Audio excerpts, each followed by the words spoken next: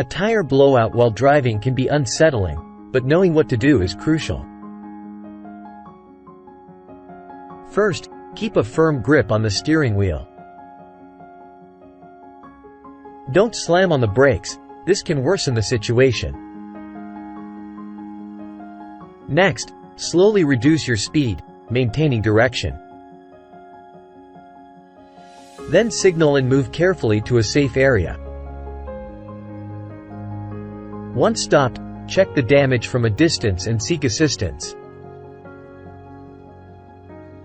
By staying calm and following these steps, you can handle a blowout safely and efficiently.